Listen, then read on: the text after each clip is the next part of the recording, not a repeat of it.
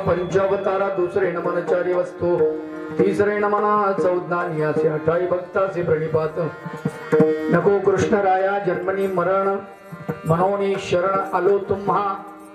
प्रेमदान द्यावे उत्तम साधना, आणि स्मरण घडो मज. कुंती माता आणि रुक्मिणी उद्धव, बाईसा माधव भक्तजन.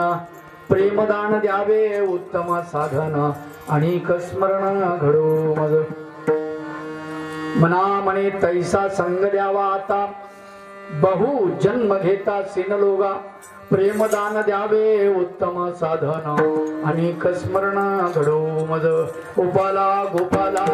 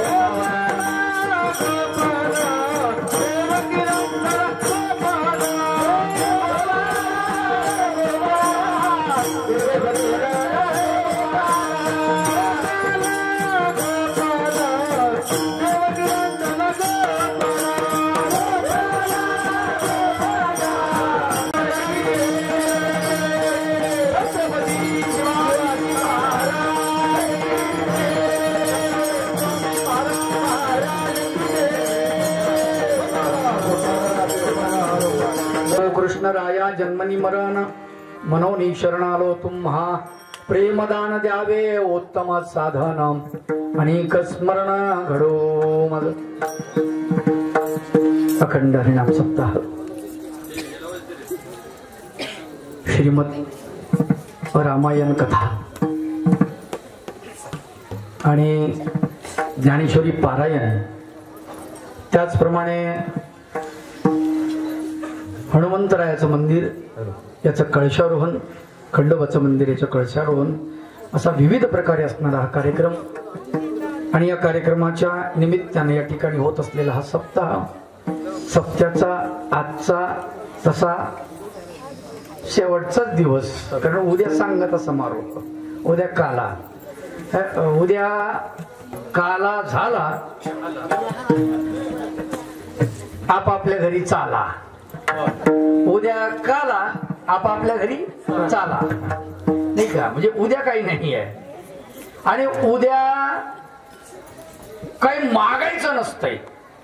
काय उद्या फक्त आनंद व्यक्त करायचा असतो. काल्याचं कीर्तन ऐकून भगवान गोपाल कृष्णाच्या लीळा ऐकायच्या, बाललीळा त्याचं वर्णन ऐकायचं, आणि जणू आपण गोकुळामध्ये आनंदात नाचतो आहोत असा आपल्यामध्ये तो भास तयार करून येथे गोकुळ अवतरल्यासारखं आपल्याला उद्या करायचं आहे. त्याच्यामुळे आता 7 दिवसामध्ये सांप्रदायिक पद्धतीने पहिल्या दिवशी नामस्मरण पर चालतं, आणि नामावरती सगळं निरूपण असतं. नाम कसं घ्यावं, किती घ्यावं, कुठं घ्यावं, कुणाचं घ्यावं, म्हणजे हे कळलं पाहिजे माणसाला. कोणाचंही नाव घेऊन फायदा नाही. आलं का लक्षात? आता इथं मातृवर्ग जास्त आहे, त्यांच्यावरचं उदाहरण देऊन सांगतो. आलं का लक्षात? आता लगन सराई आलीच आता, आहे की नाही? हा, मग आता लगन सराईमध्ये लग्न झालं, वरवरे शुभमंगल सावधान, लग्न लागलं. मग नवरी नांदायला घरी आली.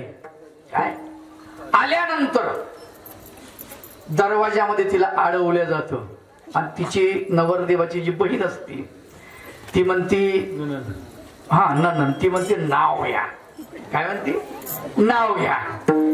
वंश नाव घ्या. मग ती नाव घेते. अडक्यात मडकं मडक्यात फडकं काहीतरी आपलं असं म्हणते आणि मग नाव घेते. नाव घेतल्यानंतर हे जे शेजारी बांधून असते ना गाठ ज्याला, ते असं कान टव करून ऐकतो. आपलं नाव घ्यायले, आपलं नाव घ्यायले, कान टव करून बिलकुल. आणि मग तिनं नाव घेतलं की त्याच्यानंतर याच्या डोक्यामध्ये म्हणजे आतमध्ये नाव जातो शरीरात याच्या, आणि त्या डोक्यात इतकं फिट बसतं की आयुष्यभर ते म्हणतं महानाव घेतलं, महानाव घेतलं, महानाव घेतलं, महानाव घेतलं. बरं तिनं काही असं काही म्हणजे अखंड हरिनाम सप्ताह केला का? नाही. हातात मनगटी घेतली, दत्त प्रभू दत्त प्रभू दत्त प्रभू दत्त प्रभू दत्त प्रभू, किंवा श्री दत्त श्री दत्त श्री दत्त श्री दत्त, किंवा रामचंद्र असेल तर राम राम राम राम राम असं म्हटली का ती? असं काही नाही म्हटली. नवऱ्याचं नाव रामचंद्र असेल मग रामराव पाटील रामराव पाटील रामराव पाटील असं म्हणते का ती? नाही. शामराव असेल शामराव पाटील शामराव पाटील असं म्हणते का? नाही म्हणत. तरी सुद्धा आयुष्यभर काय, आयुष्यभर तिला साडी दागिने हे काय नको ते, जे पाहिजे ते जे नको ते. तिची बहीण आली, तिलाही लुगड, त्या बहिणीचे पोरं आले, त्यालाही म्हणजे काय कपडे लत्ते पाहुणचार. याचा भाऊ आला तर मग मात्र भाकरी, नाही का? गोपाला गोपाला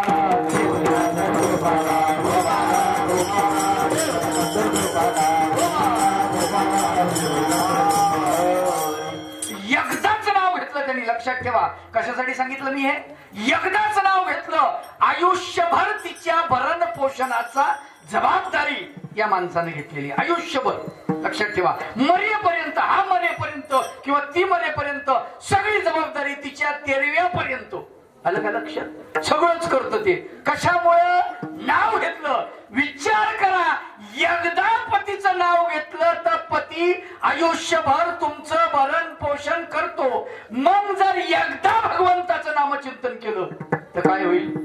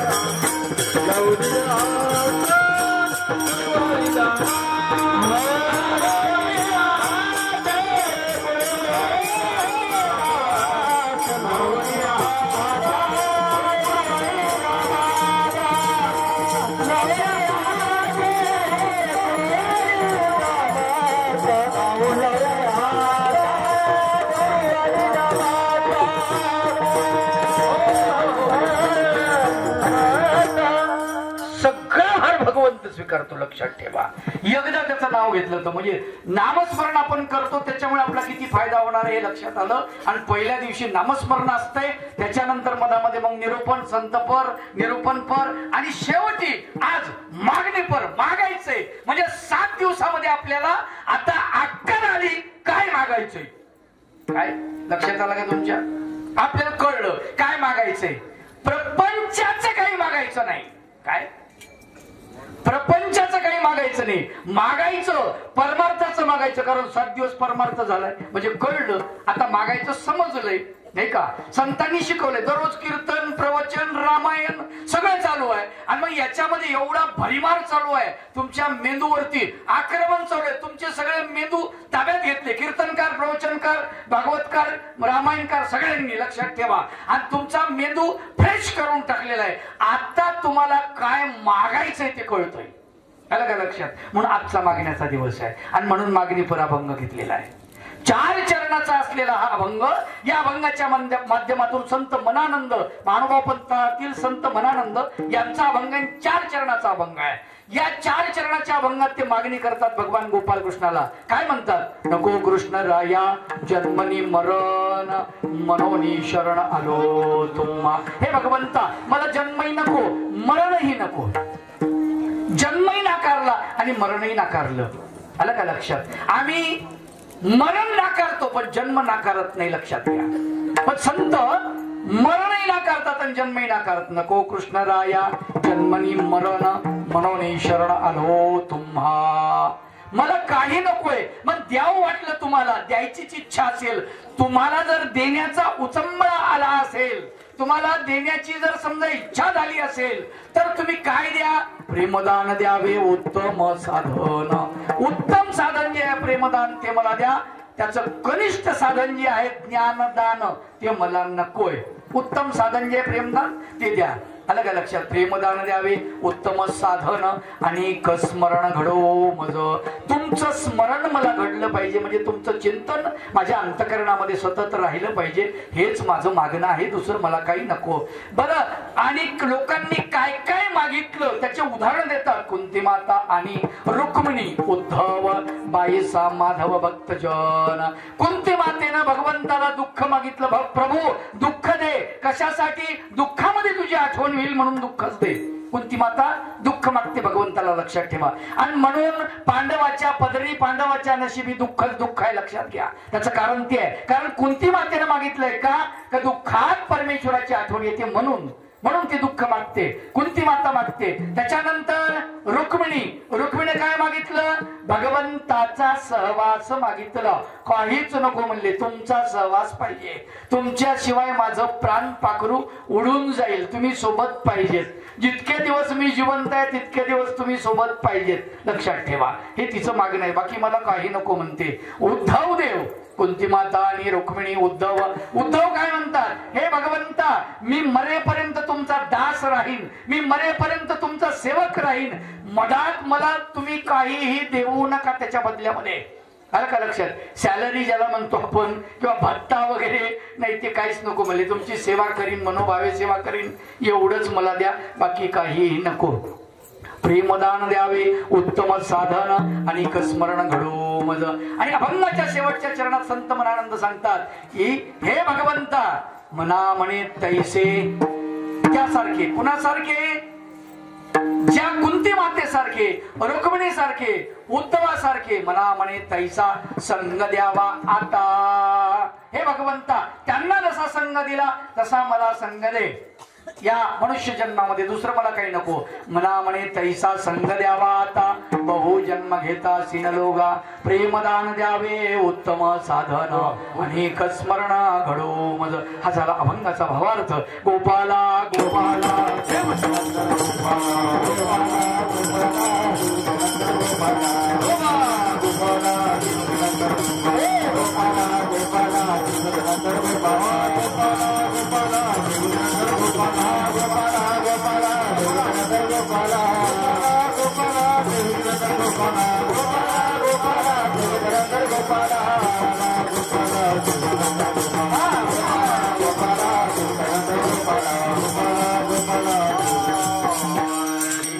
नको कृष्ण राया जन्मनी मरण, म्हणून शरण आलो तुम्हा. मला जन्मही नको आणि मरणही नको, लक्षात ठेवा. संतांनी जन्मही नाकारला आणि मृत्यूही नाकारला.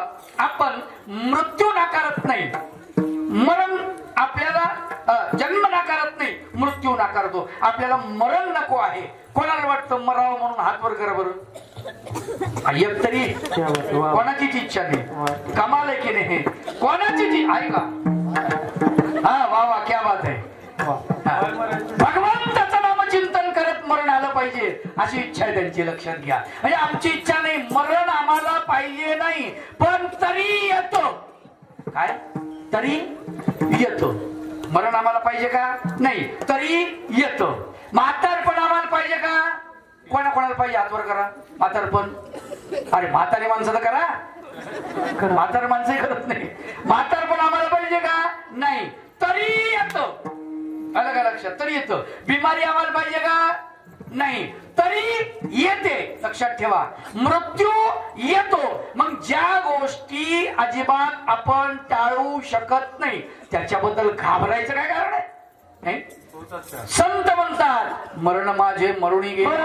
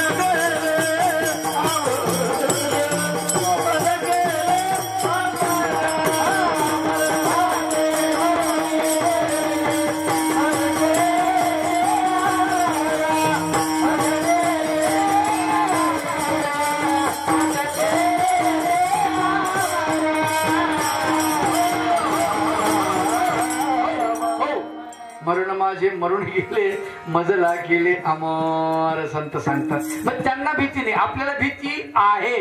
कारण ज्ञान नाही आपल्याकडे. आलं का लक्षात? ज्ञान नावाचा भाग आपल्याला माहित नाही. म्हणजे शरीराबद्दल आपण विचारच केला नाही. आलं का लक्षात? भगवान गोपाल कृष्ण श्रीमद भगवद्गीतेमध्ये 13व्या अध्यायामध्ये सुंदर वर्णन करतात. गुणाने ताण तित्यत्रीन देही देह समुद्भवान जन्म मृत्यू जरा दुःखैर विमुक्तो मृतमश्नुते.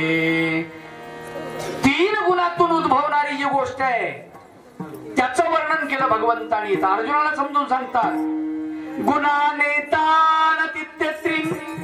हे 3 गुण जे आहेत ना म्हटले, या 3 गुणाभोवती प्रत्येक माणूस फिरत असतो किंवा माणसामध्ये 3 गुण असे लपेटून गेलेले आहेत. एकही माणूस असा नाही की त्याच्यामध्ये केवळ सात्विक आहे बुवा, असं नाही. थोडस तरी राजस आहे, थोडस तरी तामस आहे. लक्षात ठेवा. सुंदर किती चांगला माणूस असेल, भजन करणार आहे नाही का, त्याच्याच सारखा मृदंग वाजवत नाही. राजस आहे. मृदंग तसा शिकताच नाहीयेत. शिक्षण घ्यायचं, शिकायचं, ज्या गोष्टीला जन्म द्यायचा त्याला रजोगुण लागतो माय बाप. हो लक्षात घ्या. संत ज्ञानेश्वर माऊली केवळ राजस आहेत का? तशी ग्रंथाची निर्मितीच होऊ शकत नाही. आलं का लक्षात? फक्त एकच आहे, त्यांनी त्यांचा रजोगुण ग्रंथामध्ये लावलेला आहे. आणि ज्ञानेश्वरी जन्माला आली. भावार्थ दीपिका शगे 12 बारोत्तरे काही टीका केली ज्ञानेश्वरी सच्चिदानंद बाबा आदरिले. लक्षात घ्या. रजगुण आहेच, तमोगुण आहेच. छत्रपती शिवाजी महाराजांनी तमोगुणाचा वापर करून घेतला आणि स्वराज्याची स्थापना तमोगुणाच्या बळावर केली. लक्षात ठेवा. तमोगुणही कामाचा आहे नाही असं नाही आहे. आणि म्हणून 3 गुण एकत्रित गोपल्या गेलेले आहेत. हेच तर भगवान गोपाल कृष्ण 13व्या अध्यायामध्ये अर्जुनाला समजून सांगतात. गुणा नेताण तित्यत्रीन देही देह समुद्भवान जन्म मृत्यू जरा दुःखैर. जन्म मृत्यू जरा दुःख विमुक्तो मृतमश्नुते. अमृतम अश्नुते. तुम्ही अमृताला प्राप्त होऊ शकाल, पण काय करावं लागेल त्यासाठी? लक्षात घ्या. म्हणाले जन्म मृत्यू आणि जरा आणि त्याच्यानंतर दुःख. या सगळ्या 3 गोष्टीमध्ये दुःखच आहे. निर्माण काय होणार आहे? दुःखच आहे. जन्मातही दुःख आहे. जन्मात दुःख. हा म्हणले जन्मातही दुःख. अरे म्हणले जन्मात दुःख कसं काय? जन्म झाला तर आम्हाला किती आनंद होतो, पेढे वाटतो, जिलेबी वाटतो आम्ही नाही का, बारसं करतो, गाव पंगत नाही. फार झालं, फार मोठा माणूस तो सप्ताह ठेवतो, कीर्तन ठेवतो, आहे की नाही. इकडच्या लेवलचं असलं तर कीर्तन आणि तिकडचा लेवलचा असलं तर टन टन टन टन टन टन टन वाजले की 12. गोपाला गोपाला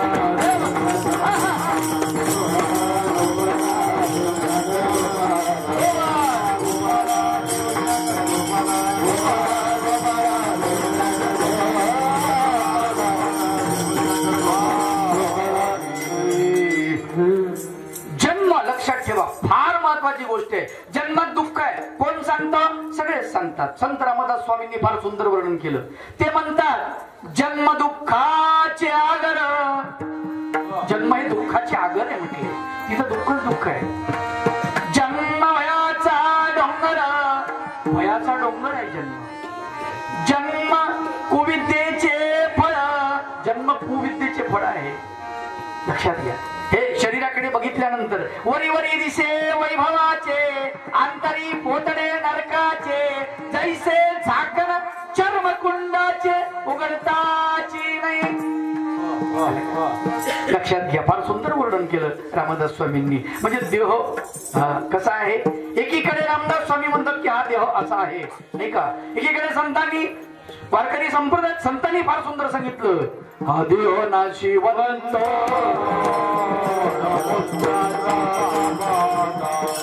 हा देह नाशिवंत